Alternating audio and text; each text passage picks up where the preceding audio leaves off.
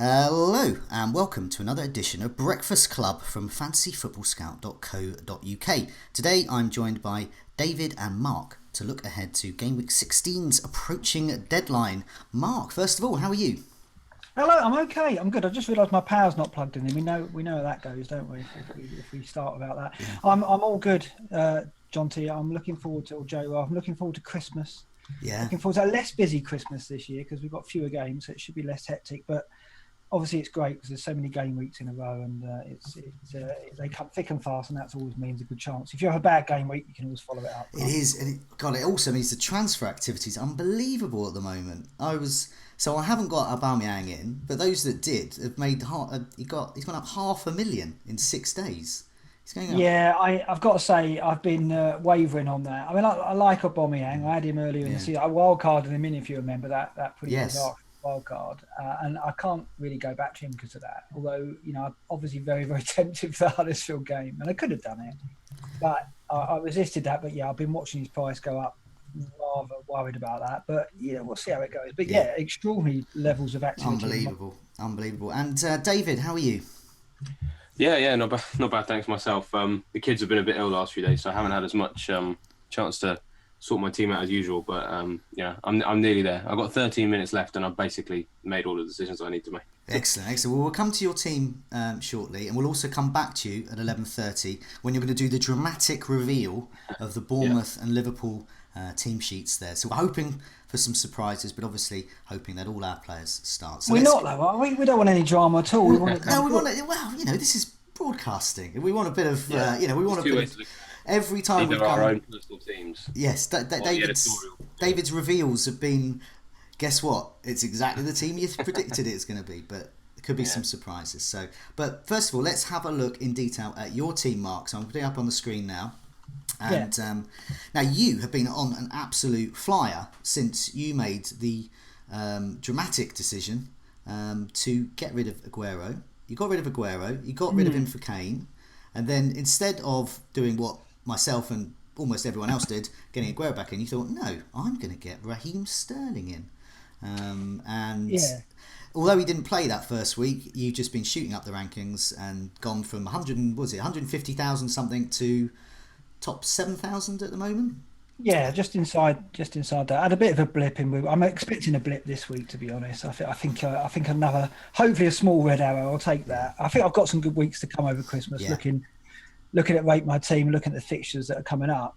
But I think game week 16 is going to be tough for me. So we'll see. I think I decided it was strange actually because when we both got Kane, didn't we? It was a disaster, the Cardiff game, and it's kind of like, oh, why didn't I learn from last season?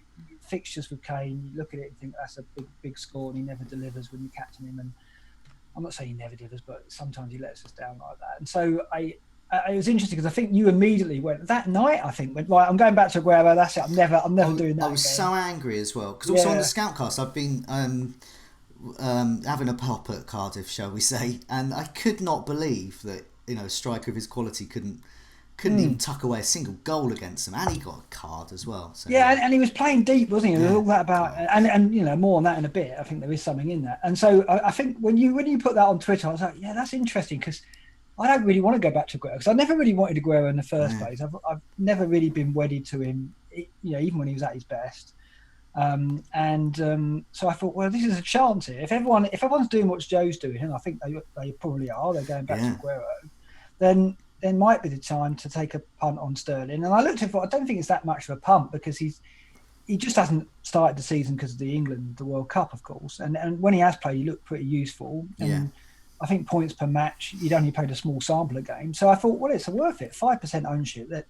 Let's see. And it has turned out to be the swinging point that I hoped it would be. So it's just worked out, really. And then since then, I've kind of gone, well, I want to stay with a cheap front line. And again, I'm kind of watching everyone jump on Kane and Aubameyang and thinking, well, the way I can kind of be different, I guess, is not to do that and stick with the three cheap players. And again, there was a turning point this week with Arnautovic's injury. That's a big blow to me. I mean, my strategy of playing three kind of mid-price or budget strikers is based on Arnautovic, Mitrovic and Wilson. That was the scenario I had in mind going into Christmas. And he's gone and blown it. He's twanged himself, and which kind of was coming. I mean, David will say this as well. Whenever you watch an Arnautovic, there's never a game goes by without him giving us an injury scare. He's always hanging onto his hamstring at some point in the match, isn't he?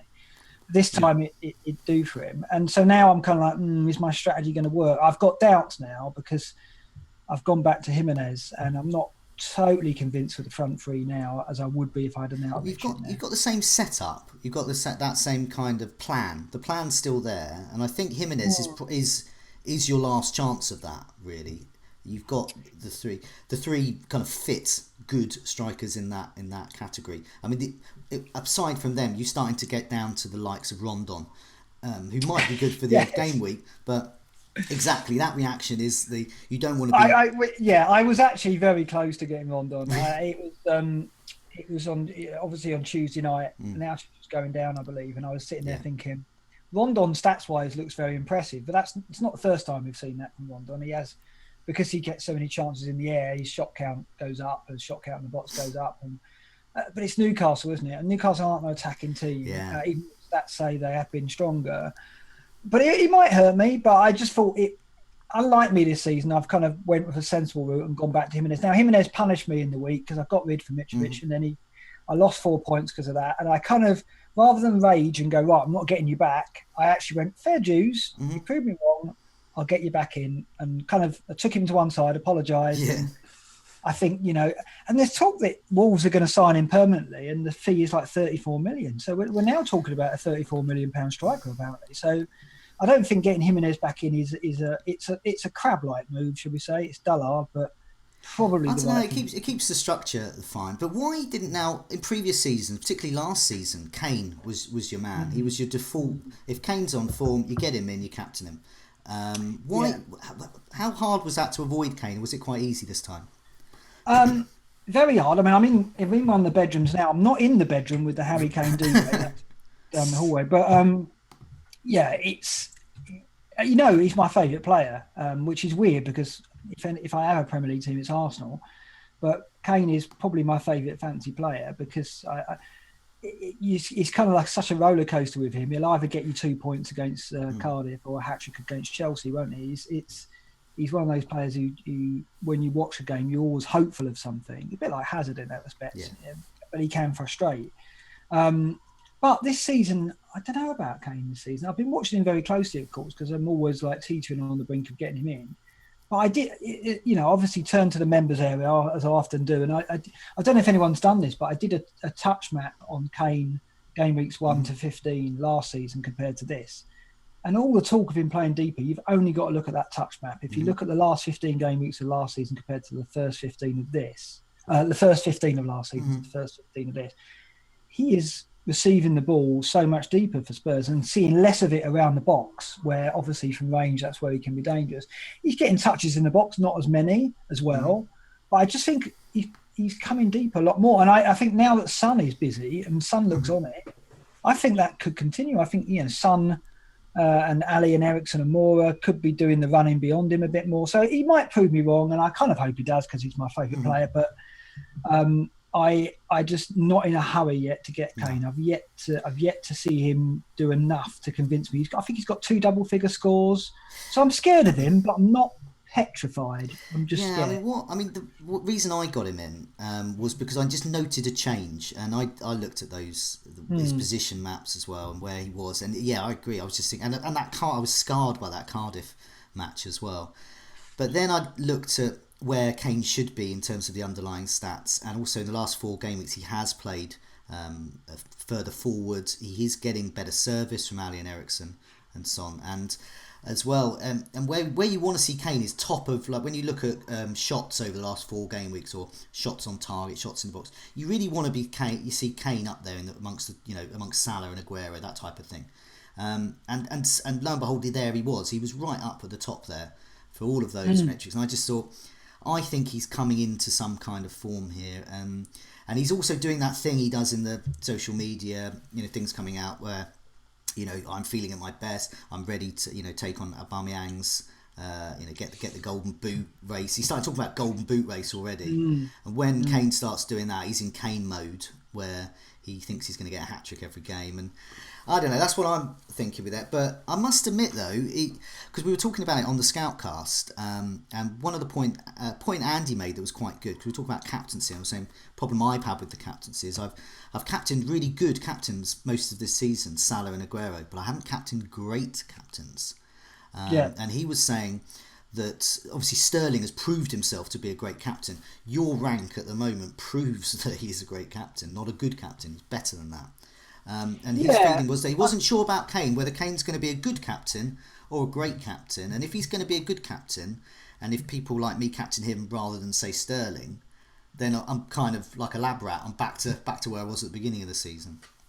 Yeah, I mean, I think we know what we get with Kane. I mean, I know more than ever. In the like last year, I captained him much more than Salah, and it really hurt me. And you know that it's very difficult. You look at a fixture and go, right, he's got Burnley at home coming up next week, I think it is, and that has to be a Kane captaincy. But then, you know, he could easily not deliver in that game. It could be taking a back seat for Ali or Son to get the goals. And I don't know. I know with Kane he wants goals, and I know he's got that hunger, and that's always there in the back of my mind. So when I watch him play, you know, he'll play the 90 normally, and he'll go to the very end. And even when Spurs are 3-0 up, you think Kane wants his goal. There's always that, but I do know we know all too well he's capable of those frustrating 2-pointers, and we're going to get that. And so I look at it and think, well, I want to stick with this budget front line just a little bit longer, because I think I'm looking at Son and I'm looking at Sane. They're two players I don't have, which probably on my next to my shopping list. But much depends today on what I get from Salah. If Salah disappoints today, then he's going, and I'm probably going to spend 4 and get Son and Sane in, depending on how rotation looks. You know, and obviously we're troubled by Champions League fixtures this week, so I'm going to be holding on, seeing the team sheets there and assessing what happens. But if Salah delivers a double figure, which he hasn't done very often this season, then I'm probably going to sit still and just tweak elsewhere. Well, I guess you're lucky as well, because you've got Hazard there. You're probably looking to keep him going forward because of the fixtures. But he's another one like Salah, as in he's very rarely been a great captain, but he's been quite a good captain. But it must admit, Sané's a player I got in immediate return from him. Exactly for the reasons you're thinking there as well. But I guess as well, you've got the option as well, Salah and Jimenez. If you wanted to go back off Jimenez, you could do Kane and then Salah down to another player. So you have got within a move. You're one move, you know, two transfers away from Kane. Yeah, I think when you've got Salah and Hazard, that's fine. I think Hazard again. I'm keeping him because a lot of people are getting rid or have got rid, and the fixtures are very good. And I've had this from Hazard before. He has dry spells. I've got a feeling that actually the City game might be a good one for Chelsea. I think that they're off the back of 2 disappointing results, and they're at home to City, and I actually think they're going to trouble City quite a bit. They were terrible against them in the Community Shield. I went to that game and they were awful, but I think Hazard will be up for this. So I've got an inkling, unlikely as it seems, that this might be a game where I might actually get a return from him. And the fixtures are great, and he's going to play every game. That's the other thing with Hazard. He's a heavy hitter who will play every game, like Kane, and actually, and like Kane is on penalties as well. So he's got a lot going for him. So I'm going to hold him. And a lot of people are getting rid of Alonso at the moment as well, because his form hasn't been great. And you've benched him. I'm going to bench him as well this week. But going forward, I'm not going to get rid. I think. I mean, are you tempted at all to get rid of Alonso, or are you happy to keep for a while? I think if there was a bigger threat of rotation, I would. I just think it's pretty obvious Sarri doesn't put too much faith in Emerson. I think that Alonso, he said, hasn't he, this week, that Alonso is so precious in terms of set pieces, not only direct free kicks, but defending corners and attacking corners. And I think that's a factor, and he'll play. It's whether he gets exposed, you've got to think City are going to target him, and let's face it, they've got the players to do it. There's talk that Sterling could play down the middle and Mahrez and Sane could play. If that's the case, then it doesn't matter who is against Alonso, he's going to have his hands full. So that could be a crucial head-to-head. I'm not playing him, but again, I've just got an inkling for Chelsea. I think they're going to get one. Yeah. And, Alonso could punish us for all we know, It's difficult. What I noticed was I was looking at some of the stats in one of our earlier videos this week about defence, and Chelsea have been conceding, but the shots they were conceding were quite low, actually, and I just took that to mean that I think they've been a bit unlucky to concede so many there. But David, Am I right in thinking that we now have some team sheets in? Oh, is there any shocks? Yeah, we have perhaps not a shock, but a rumour that we thought might happen is that actually true. So the Bournemouth team, Begovic in goal, Charlie Daniels, Ake, Cook, Francis as a back four. Midfield is Fraser, Lerm, Sermon and Brooks. And up front is Josh King and Junior Stanislas. Ooh. So there's no Callum Wilson. Yeah, so he's not on the bench either. No, by the looks of it, no. And then the Liverpool team, if you just give me a moment, I've got TweetDeck open, and I literally had the Liverpool team, and then all the other everybody reacting to the fact that Wilson is not in the starting lineup has just pushed the Liverpool team away. But I've managed to pull it back. Yeah. So, sorry about this. The Liverpool website is always messing me about. Hey, I've got it up. If you've got it up, have you? Yeah. Sorry, so sorry about that. Let's go. Alisson in goal. Matip, Van Dijk. No surprises there. Robertson, he makes a dramatic return. Oh, the drum roll. Who's at right back? Is it Alexander Trent D'Arby? No, it's not playing. It's either Fabinho or Milner. So no, Trent's not playing. He's on the bench. He's on the bench. Wow. And then you've got. So I'm going to need my subs. Wijnaldum, Shaqiri, Keita, Salah, and Firmino. So Mane is actually on the bench as well. So Mane could get some minutes in this game. Sturridge is also on the bench, and your man Terence Trent D'Arby as well. So that is. That is not. That is giving me. Yeah, that is quite an interesting team. So I'm 2 down already. That's a good start, isn't it? Well, this is bad news as well for a lot of people that got Wilson in. But there's a hell of a lot of people. He was a big go-to from one outfit. Yeah, he was the obvious pick to get in, and this injury has come as a surprise. There was talk earlier that Jamie Redknapp, who's obviously the Redknapp family are very entwined with the Dorset coast, and so was saying that Wilson could be injured. Seems like Jamie Redknapp is one to follow for Bournemouth news. Well, let's hope it's nothing. I mean, let's hope it's just a knock and it's a precaution. I mean, Howe did say he was going to rotate as well, so hopefully it's just a. It's a shock. He's looked so strong this season physically. He's looked really on it, not only just in goal scoring form, but just with his pace and power. He's looked really prominent. But yeah, that's a worry because now if he's going to be out for. It's going to be a doubt for the next game week because obviously they've got patchy fixtures, but certainly next game week is someone I needed. I didn't expect much from him against Liverpool, but you never know, do you? No, I mean I've got Fraser. I'm playing Fraser. I'm not actually expecting anything from Fraser in this match, but he's obviously like Wilson, he's a player you're not going to get rid of. But yeah, maybe you've got value tied up in him as well. But on the plus side, David, from a journalistic point of view, you have delivered. Drama and headlines. We finally got drama on the back. Okay, so let's have some more drama as well. So we're going to go into your team. As you can imagine. What's that? We're going to go into your team, David, and have a look at that and see if there's any drama there. So now your moves were so hot off the press that we didn't have time to get your latest picture of your team up. So we're going for your kind of pre-deadline picture from your points from your last set of fixtures. So I'm looking at the big red flag on Arnautovic there. Who have you gone for? Yeah. Was it Wilson? Yeah. No. Well, I mean, I consider myself very, very lucky that I had Fraser because if I didn't have Fraser, it would have been really easy just to go to Wilson, and I would have started this game week one player down. The reason I didn't go for Wilson was because I got Fraser. I didn't really want to double up on Bournemouth, and it's just Fraser is just a keeper for a long time, I think, and so I went for Mitrovic. Main reason I went for him, as a lot of people were probably, a lot of reasons other people have gone for him as well. Their fixtures become very, very nice from next week. Although of course it's Man United this week and their defence has been quite poor, so might even nick an early goal. Straight out the traps room. Underlying statistics are actually better than Wilson's as well, which I was quite surprised at. As you say that, just before you do, I'm going to put up a picture which is, to most people will look like a Petri dish version of my cold from the Scoutcast earlier, but it is in fact Mitrovic v Wilson comparison tool over the last 4 game weeks. So fire away with those stats.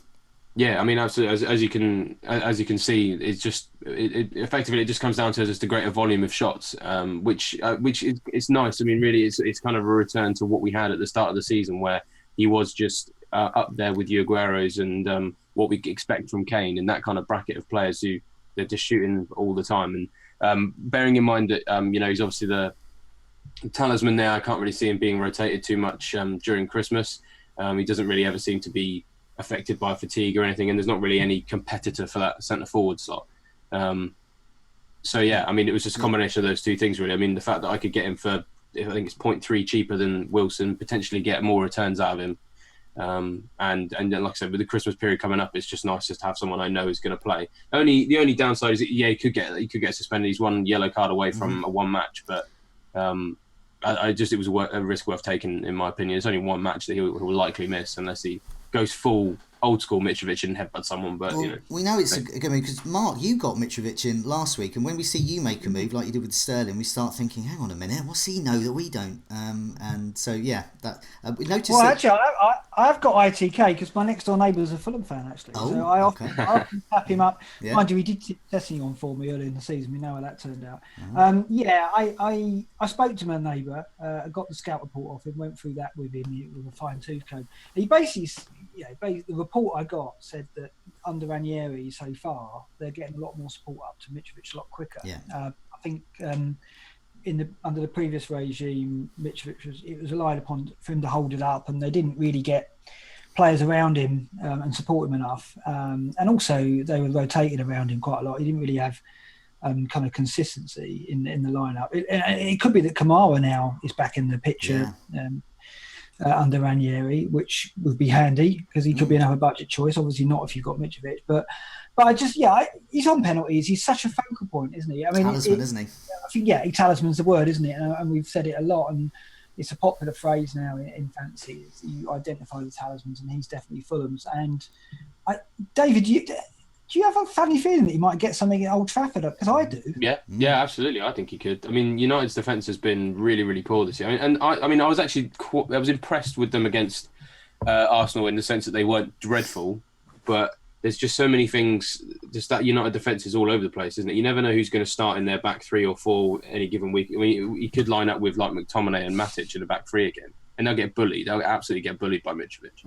And I mean, there's so many games this year, like the Wolves one, where they've got they've got a game against a team they should beat, and they still just get bullied at the back because they're just Mitrovic is he's a bit of a party pooper. He's one of those players who loves to kind of break the narrative, and I think that he will absolutely relish that trip at Old Trafford. And that's the thing. I mean, a lot of people were looking at getting him next week, but I figured, well, I'm going to want him next week anyway.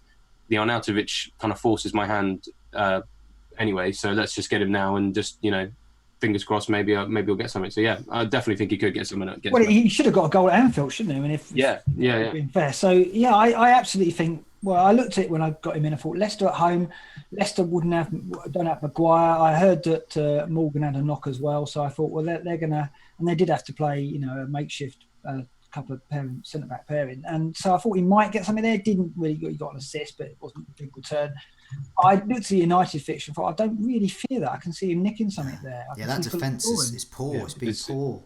Old Trafford is no longer one that you kind of view as a bad fixture. You actually just view it as an opportunity where perhaps maybe other people will be put off. And that's what made me make the decision. I thought because everyone's going to want to get Mitrovic, I think.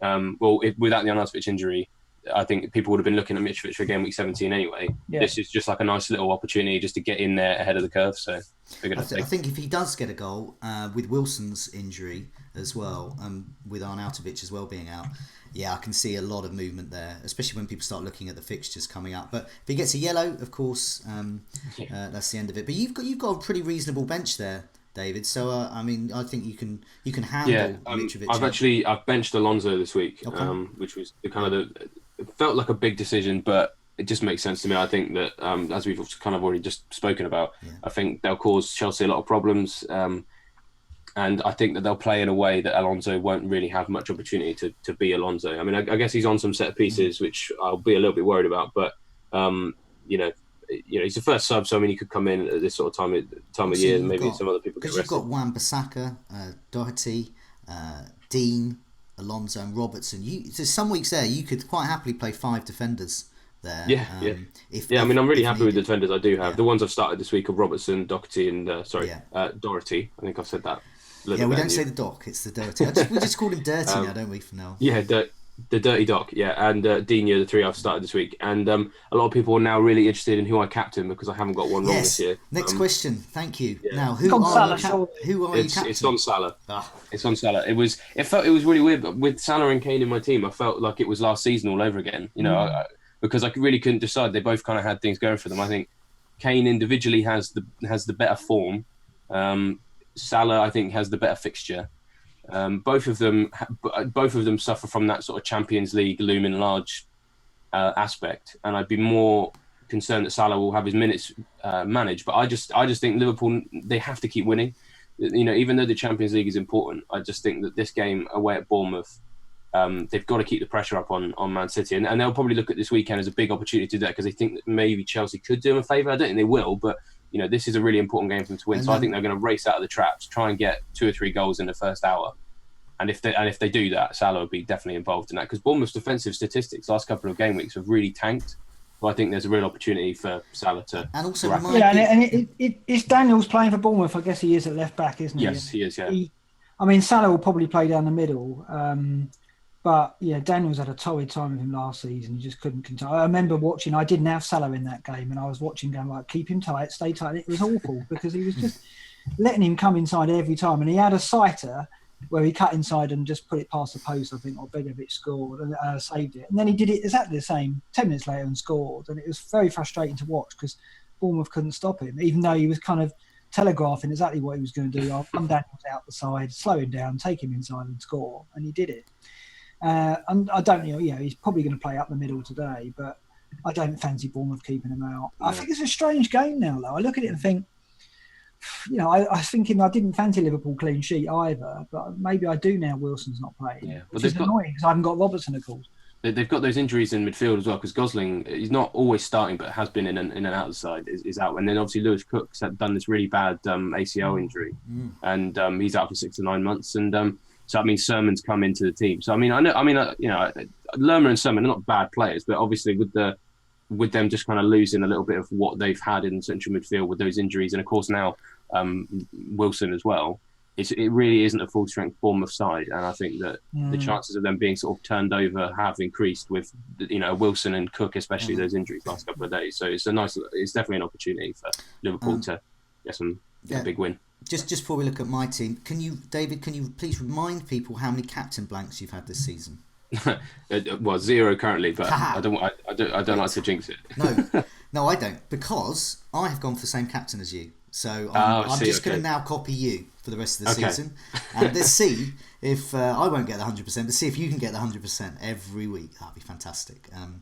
So yeah, I have captained Salah. For me, once again, it was kind of head and heart thing, really. My heart's because I think I'm going to get rid of Salah next week. I think I'm going to get rid of Salah for Sterling. I'm going to free up some money. I don't know what I'm going to do with that money, but that's a nice feeling for the following game week. As discussed on the Scoutcast, Salah has given me good but not great captaincy returns.